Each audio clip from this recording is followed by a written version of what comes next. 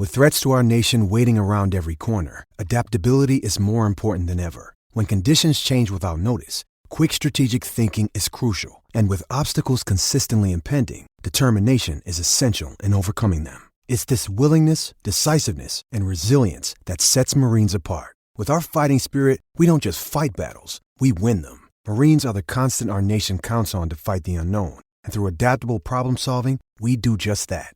Learn more at marines.com.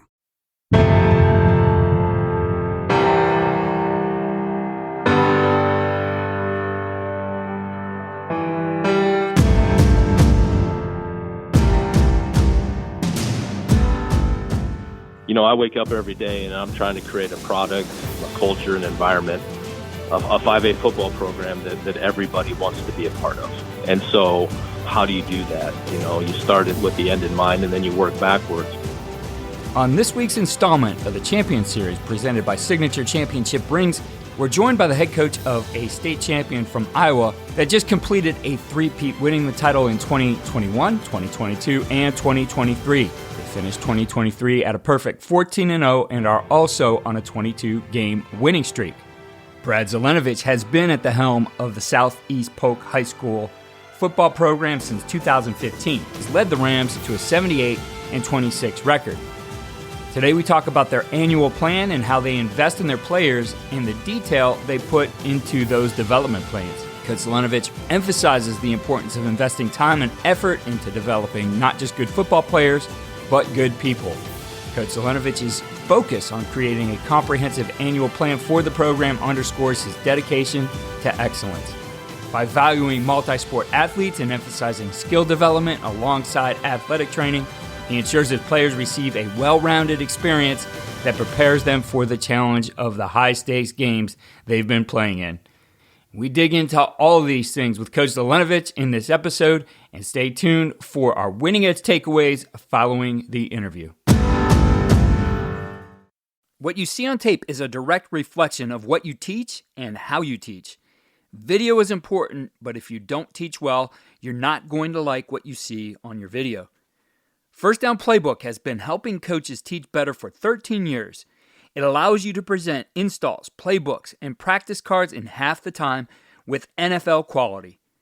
Coaching tools like video pairing, a player app, practice schedules, and wristband sheets have made First Down Playbook a program management system with everything in one place. If you're in a position of leadership with your football program, receive a free 1-week look at First Down Playbook. Call them at 512-814-6158 or visit them on their website or social media.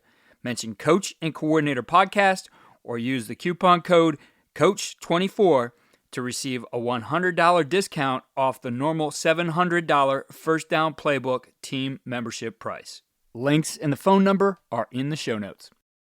On today's episode, we're going to talk about building a program that every stakeholder, everybody in your community can be proud of, and what goes into that system that builds that type of program. And joining me to discuss that is a three-peat state champion from Iowa, Brad Zelenovich from Southeast Polk High School. Coach, great to have you here on the podcast. Thanks for having me, Keith. It's been fun to watch you guys. I first was made aware of your program like most people. The pandemic opened the doors for a lot of things, and you were presenting in a virtual clinic. I believe it was for the Iowa Football Coaches Association, and you talked about the multi-sport athlete and making sure you get him into your program. I'm sure we'll touch on that today, but wanted to dig into just some of the things that have helped you make your program what it is today. And before we got going, we're talking a little bit, and you said, it always starts with good players. Of course, talent is an important part of it. For anything to work, whatever you're in, you have to have talented people who can do the jobs that they're supposed to do. But really, it goes beyond that for you, that it's about building good people, that's at the core of what you do. High school football, we're in Iowa here, we're an education-based program, right? And so without the high school building and kids going to class, we don't have football. So we talk about that. This is a people business and we're an extension of the classroom. And so the lessons, the development of young people, especially in today's day and age, is challenging but extremely rewarding, and kind of where we start. That's the foundation of our program. At the end of our program vision statement, the last line is that we work tirelessly to be a program that parents, teachers, community members are proud of. And so we're upfront and honest with our kids, and that goes beyond just obviously Friday nights. That's a daily battle that we fight every single day, and our kids understand that. And we feel like in order to do special things, and we've been fortunate enough to have some success, it comes down to good people and developing people and having a system in place to do that. You mentioned that tireless part, and that's something for you. You said when you wake up, you think about what you can do to create the best environment. You pointed out that today, before you got on this call, you had 8 individual meetings with players, and you have some of those coming up afterwards today. So when you look at just developing those people, part of it is that individualized plan. When you're sitting down with those guys, what is it you do with those individuals, I guess, to create that buy-in, to show them that, this is something you want to be a part of? Well, I think the biggest thing it shows young people is that you're going to invest time, right? And, we got 86 guys on our roster right now. Obviously it's February. We're heading into, we're in the thick of winter training and whatnot, and the off season, and guys are, our state wrestling tournament starts today, and we've got, 2 or 3 guys in the lineup there. They're going to go compete for championships, which is awesome. We got, basketball players. We start track practice on Monday. So, like I tell them, we want you to go compete in those other sports, but at the end of the day, you're always a football player. So when you have these meetings, right, one of our foundational values is open and honest communication, right? Without honesty, there is no trust. And so I think what it shows young people is if, as the head coach, I'm willing to meet with 85 of those guys, giving them 15 minutes over the course of a week and a half, before school, prep periods, Saturday mornings, that I care. It's amazing, the topics that come up as you really dig into the kids and their lives and their stories and what's going on, and, weaving it back into football. And the message is always about leadership and standard and where you at and what's going on. And so I think it shows them that it's more than just football, but just the simple fact of doing it, and obviously we're not the first people to do that, but it's one of the most important things that we do, that kind of sets the stage for their development throughout the school year. And then as we approach, the ever important, spring and summer months. Looking at the other part of this people equation is your coaching staff, and obviously a very important component.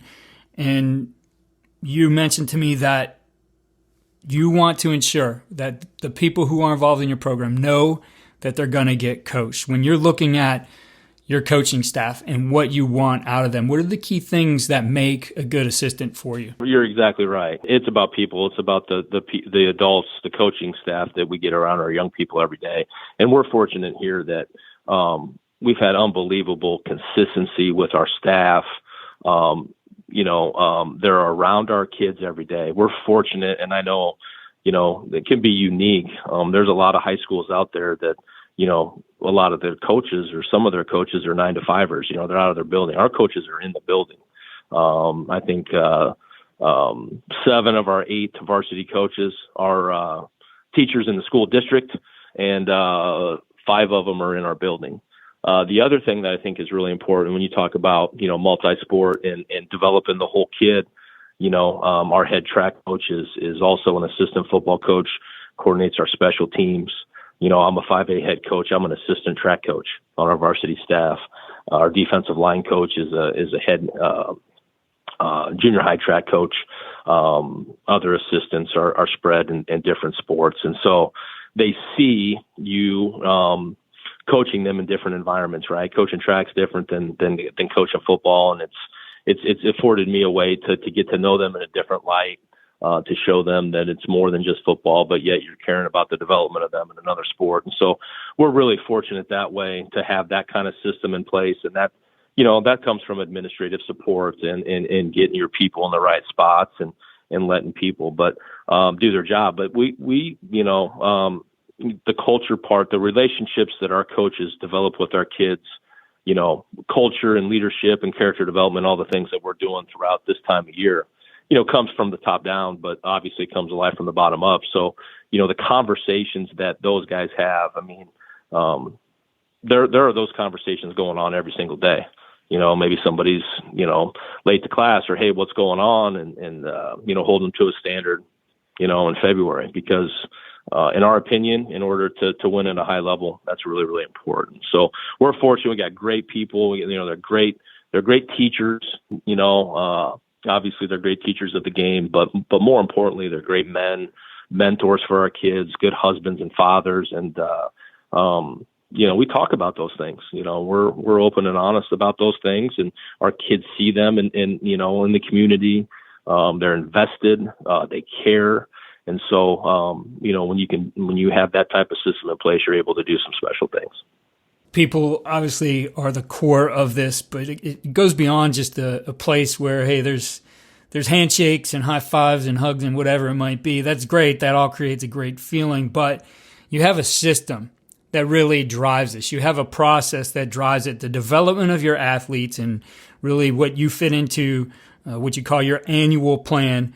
And you have to have that today, because it goes beyond just people feel good about being together. I mean, there has to be that process where they're developed. Mm-hmm. And I know you've looked at a lot of things. You've evolved over time. There's a lot of components of some other things you've brought into your system that fit really well. But ultimately, kids want to be a part of something that's excellent, right? When you look at, I mentioned to you before we got going, I'll see a lot of coaches on Twitter talking about the club sports, the summer 7-on-7. You look at other sports like baseball, high school team versus your summer team.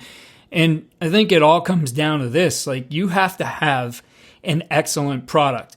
And that'll help you too. You've talked about that clinic talk you did on the multi-sport athlete. You want multi-sport athletes to come into your program, show them that you got a great product. So what goes into this system you've developed? What goes into creating that better product that people really do want to be a part of because it develops them? That's really good. I think we spoke earlier, and I don't know if I mentioned it so far, but, I wake up every day and I'm trying to create a product, a culture, an environment, a 5A football program that everybody wants to be a part of. And so how do you do that? You start with the end in mind and then you work backwards. But you touched on the multi-sport. I think the biggest thing is you talk about your annual plan. If I'm the head football coach and I say, hey, I value multi-sport kids because I believe the lessons that they learn on the basketball court or the wrestling mat or the baseball diamond are going to benefit us when it's really tough in the state semifinals, or we're in the quarterfinals and we got to defend a 2-point conversion to move on. I believe that. So does my calendar, right, my annual plan, so to speak, back that up? Or am I putting kids in positions where they have to choose? I think that's where it starts. But you're exactly right. The specialization, the youth sports model, development, we always talk about skill development versus athletic development. We are going to leave no stone unturned to develop our players. And I think our kids and our parents understand that. We try and be upfront and honest with that. And we try and create a system where kids are getting what they need right here within the walls of our school. And so that's investing time. Obviously, that's investing resources. That's trying to stay abreast of new training ideas and methodologies to give our kids the greatest advantage. At the end of the day, everybody lifts weights, right? Everybody's got a plan, a process, a way to train their guys. And we tell our guys that. The difference is it's not what we do, it's how we do it. And there is no secret, right? There's no shortcuts to success. But I think when you invest in young people with time, with opportunities to train and compete, you can create a culture. I mean, that's where it starts. Guys struggling together, lifting together, training together. And when you start seeing improvement and when you start seeing kids get better, I mean, that's when you got them, and that's when you can create a wonderful system to train guys and understand, embrace the 7-on-7s and the spring baseballs and all those things, but understand at the end of the day, what we do here is going to help them. I kind of joke, if you want to hit the ball over the wall instead of to the wall, come lift weights. You know what I mean? If you want your 78 mile per hour fastball to be an 85 mile per hour fastball, where does that happen? Long toss, I get it, but you better be able to put some weight on your back and put force into the ground. So that's the world we live in. That's what it is. So it's not going away, but hopefully our guys understand the importance of being here with their teammates, right? And they're doing it together. As coaches, we know that some of the biggest hurdles to our team's success can come from off the field. Your team needs support to tackle the endless list of expenses, uniforms, training equipment, travel, and more. But raising that money can feel like a full-time job. Thankfully, there's Vertical Raise. Vertical Raise is the premier online fundraising platform using innovative technology to create the easiest and most efficient system available. Raise more money in less time with a local fundraising coach who works with your team every step of the way to customize the ideal fundraiser. With options for online donations, digital discount cards, premium product sales, and even spirit shops, Vertical Raise has top-of-the-line solutions for every fundraising style. To find out more, visit verticalraise.com and we'll get you connected with an exclusive offer on your first fundraiser.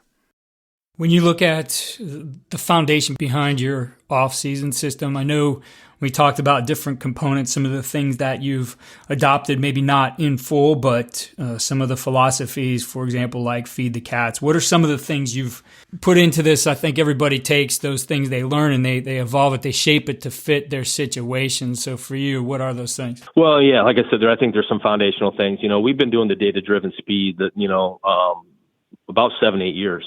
And, we had some of that Freelap stuff with the wristwatches. That's how old it was before even the chips, and so trying to develop, the foundation of linear speed, maximum velocity, everything's analytics now. And the GPS, the catapult stuff, we prescribe to that and monitoring our guys. And the older I get, some of those, you talk about essentialism and less is more. Like I told you earlier, there are things I did as a young assistant coach or even a young head coach and shake my head. And that's been hard, right? With some of our, coaches on staff, like the way we practice, we do a ton of good on good, get in, we get our work in, and then we go home. And then we rest and we try and repeat it. And like I tell them, at the end of the day, we're not trying to win. It's kind of misleading because, you're not going to win a game on Tuesday. We got to get the horses to the race, but yet you are going to win the game Monday through Thursday, and so healthy coach, people talk about, having joy, coaching with joy, we talk to our guys about being somebody that people enjoy being around, like one of our core principles of, and that goes in math class, English class, and on the practice field. So all those different training methodologies in terms of linear speed, we're really into some game speed stuff and teaching kids how to control speed and being able to change directions is kind of the new venture. And I think the other thing for us, people talk about culture is, and we learned our lesson the hard way, but trying to develop a system in place. And it seems simple, right? But at the height of it, right, when the lights are on, we have very little sign-in culture, and those things aren't, slogans on T-shirts or signs on the wall. We do have some of those things, and one of them, like, how do you get your guys to play at their best when it matters most? In highly stressful, highly competitive situations, what's your plan? And that's a huge challenge, right? But we talk about those things, when it's fourth down, you're in the state finals. We lost a game in 2020 in the state championship game and started out like fire, had a mistake, and then it just got completely hammered, made uncharacteristic mistakes and got beat really bad. And so that was we didn't know how to respond to adversity. So we tried to create situations in practice by doing some different things and trying to talk to our kids about how do you manage highly stressful situations. And, when you're in the arena, turn around the next year, we're in a tight game with the same team we had played. 10-7, we get the ball on the 1-yard line in the third quarter, and we go 19 plays, 99 yards, 10 minutes and 38 seconds off the clock. The drive spanned pretty much an entire high school quarter, and we go up 17-7 and win our first ever state championship. Now, I'm not going to sit here and say the things that we did outside of practice and trying to develop them to be able to execute at a high level in a highly stressful situation. But like I told our staff, maybe it didn't hurt taking time, right? Those are all things, just constantly trying to get better and not changing for changing's sake, but to try and create the best product. That's what we try and do every single day. And that's how we train things. When we're not cutting paste and programs from 2018, every day is a new opportunity and we treat it that way. And I kind of joked at the clinic last week. Our workouts are in the mornings. We've kind of made some changes to our morning stuff or getting into the morning. And I wake up every day trying to get to lunch, that's the goal. So it's been good, and our guys understand that we're a day-by-day program, and it's our job to give them every opportunity to be the best they can be every day. Would love to dig into that idea of getting it done when it matters the most, and how that shows up, and how you guys think about that in practice. There's so many situations in this game, some of them that come up, not too often.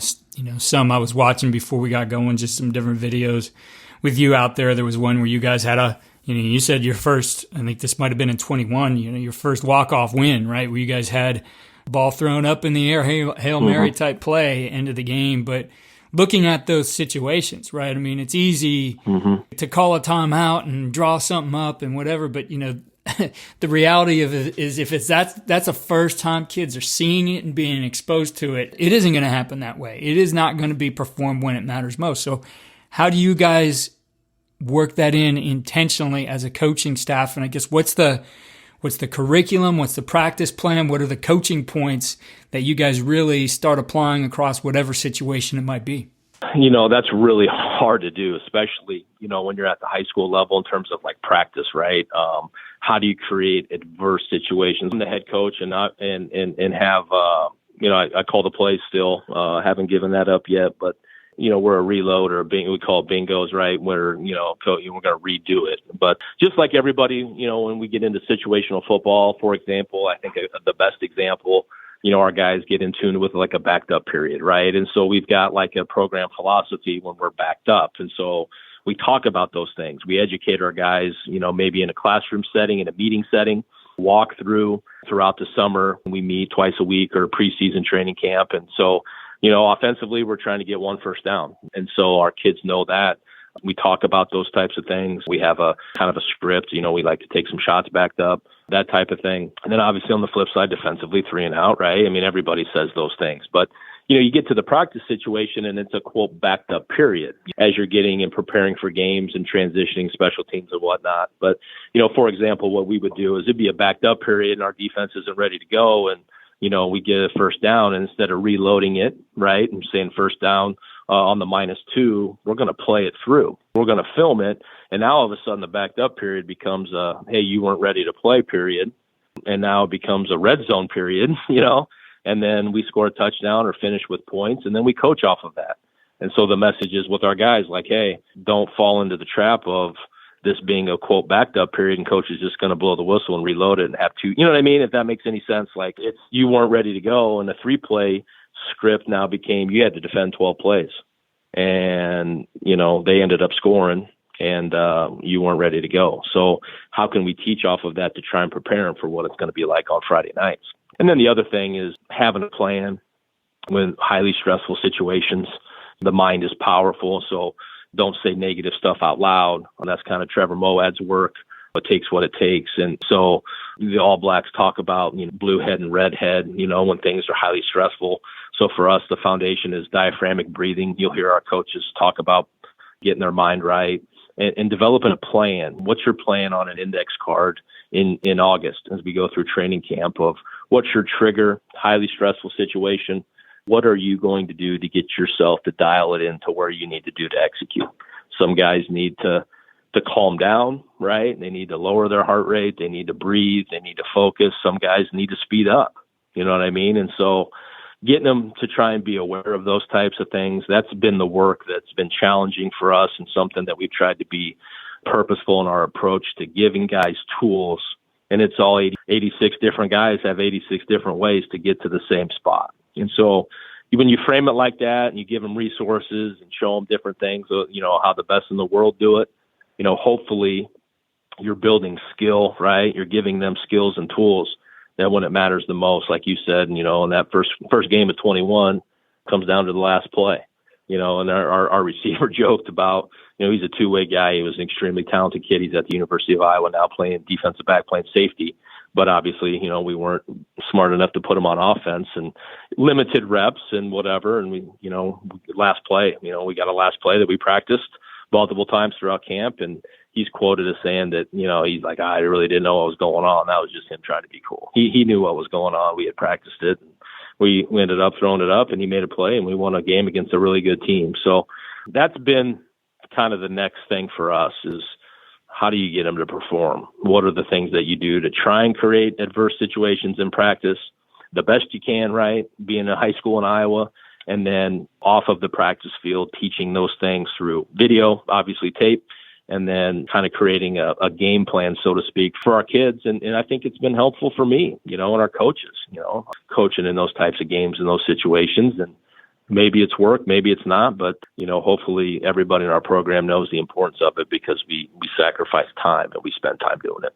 When you look at the situation your program's been in 3 in a row now, how do you ensure that you celebrate what you've done? You celebrate that last state championship sufficiently. I think there's always a balance with everything. You don't want to overdo it, but celebrate it sufficiently before you turn the page, because I know as coaches, if we're guilty of anything, it's we're on to the next one before we've had time to just reflect and soak that in. So if there's anything you guys do that, as I guess this tradition is built now 3 in a row, that you do make sure you celebrate this sufficiently.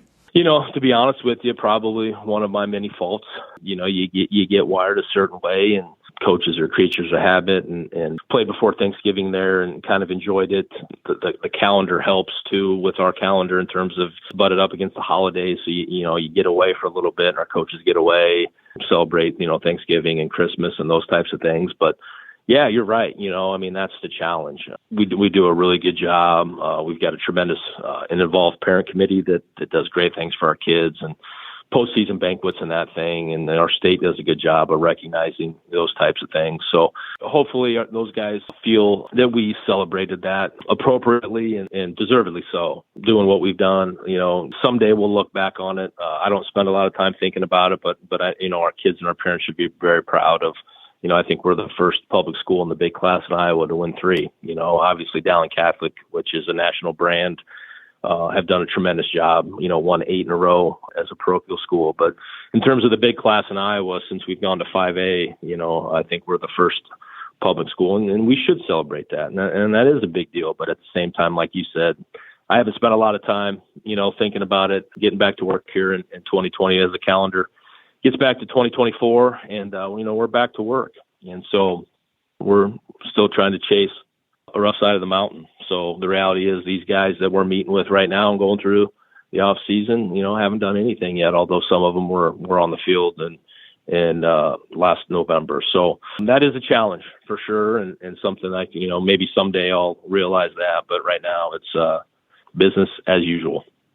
Yeah, that now is the challenge. When you think about your upcoming seniors, they've experienced in their time in high school nothing but varsity state championships. And you said it, it's the rough side of the mountain, right? So coming back down and grounding those guys that this is a new team, and what things do you focus on as you move on to the 2024 season?